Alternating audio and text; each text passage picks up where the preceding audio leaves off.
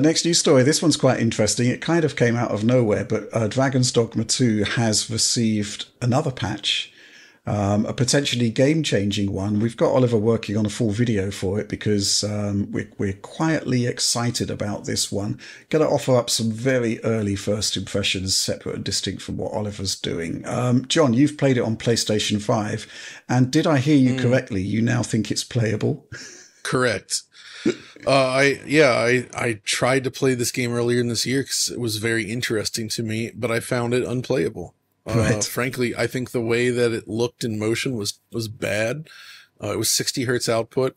PS5's VRR being limited to what it is meant you either got a very unstable frame rate, which looks juddery and not good, or you got a 30 FPS cap that they patched in that was completely broken and the game just looked terrible in motion. So I never actually really played it. I played the intro. I got into the open world. I'm just like, I don't want to play this. This feels bad to play. The PC version was also, from what I understand, not great. And I didn't really want to like fumble around and just keep buying different versions. So thankfully, finally, I probably should have just gotten it on Xbox originally, to be honest, because I suspect that was fine with the way VRR works there, because the problem here was that PS5's 60 hertz VRR is limited to a minimum of floor of 48 frames per second, right? With 120 hertz, if you implement it right, you actually get that low frame rate compensation. Xbox also has a limitation on 60 hertz output, by the way, where it's like, I think it's below 40. Where if you go below 40, you get judder as well. So you need to use 120 hertz output. You can really see that in something like Elden Ring. But here, now, on PS5, you flip on the 120 hertz toggle, it switches over to the display, and now you can use either the 30 FPS cap or just leave it unlocked, and both of them look so much better. Okay. Like, yeah, the frame rate's still not especially high, but it now looks evenly paced and smooth and fluid and correct to the eye. And as a result, the game just looks better to play, and I actually am now intrigued to really start playing the game for the first time, because I never got to really play it because I was so distracted by that unstable performance, and now it's not a problem. So I think that's a fantastic addition here. Well, it sounds good if you're actually willing to play it now. Maybe you should have got it on Xbox, but that version did have the balked checkerboarding. Oh, dang, that's right. Yeah, that's what I couldn't remember why I went with one over the other, but you're right. There was that checkerboard problem too. Yeah. So they messed up the Xbox version in a different way. I guess Oliver will answer for us whether that's fixed or not. Yeah. I actually had a quick look at the PC version because Capcom is talking about CPU improvements, right? And I think Oliver mentioned that CPU-bound performance on consoles is better. I actually tried it on PC with like my ultra-high-end rig, and I'm talking ultra-high-end here, which is 13900K with like 7,000 megatransfers per second CL34 memory.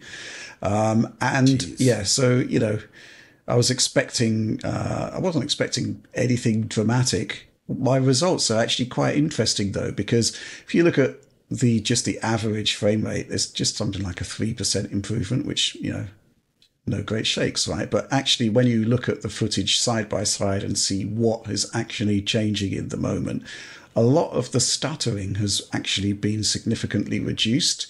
So it should be a noticeably smoother experience than it was before. Which is quite interesting. Now, I'm going to be very curious to see whether that extends down to lower end CPUs. I think you've got some banked 3600, Ryzen 3600. Yeah, as long as we can get the Alex? path right, it should be, especially from launch and patch 1, I believe I've got. So right.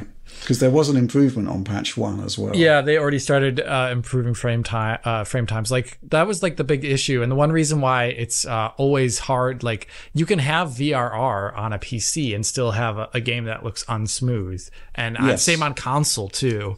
It just really matters about the differentiation between frame time. So if like one frame is, I don't know, 16.6, and the next one, due to a frame time spike, is 33.3 milliseconds. Even if you had a VRR window that could cover that, like 4K 120 LFC, like John's talking about, it would still look bad because it would still have like a great variation in frame time, which looks like a hitch. And also vice versa, if the frame time hitch is too large, it actually just becomes VSync anyway. So it doesn't really matter. But the whole point is that if you have less variation, like what Rich is just talking about right now with his footage of the 13900K, then it becomes much more viable to make it a VRR experience. That is good. And I mean, that was kind of my big issue with the original release, as I said, like, hey, if you're in the countryside, the game's pretty fine, but as soon as you go anywhere near NPCs, the frame times go really bad, and they make the experience feel really poor. And if this is the thing that they fixed most, then that's great, because I think having a variable frame rate is fine as long as the frame times are more consistent. Yeah. Okay. Actually did get some notes through from Oliver. There is changes to settings menu on console. You can select between high and low visual settings. But according to Oliver, it looks like this just changes ray tracing and motion blur. So yeah, not a huge... Which, by the way, you can't toggle that in-game. You have to go to the main menu because the ray tracing feature requires you to be at the main menu to change it as well. So it's kind of seems kind of pointless. So you use the 30 FPS cap with VRR, right, John? Correct. Yeah, because there's which is another the most stable looking thing. Okay, because Oliver reckons that it's not great on a fixed refresh rate display. It'd be interesting to see if there's been any improvement there at all. The 30 FPS cap, it's still broken on a fixed refresh display. Okay. I can confirm. Okay, so we're going to have much more on that, but that's just early impressions. And John is actually able to play it now on a console, which is good news. Yeah, heck yeah. I think the HDR slider's still busted, though, annoyingly. Because the HDR works, but like the peak brightness setting on it doesn't actually seem to do anything. Is it one of those games that artificially limits itself to 1000 nits? Well, even if it did, the slider should still do something, right? You'd hope. Yeah, you're right. And it doesn't. It changes the option in the menu, but the actual game, the light output remains the same.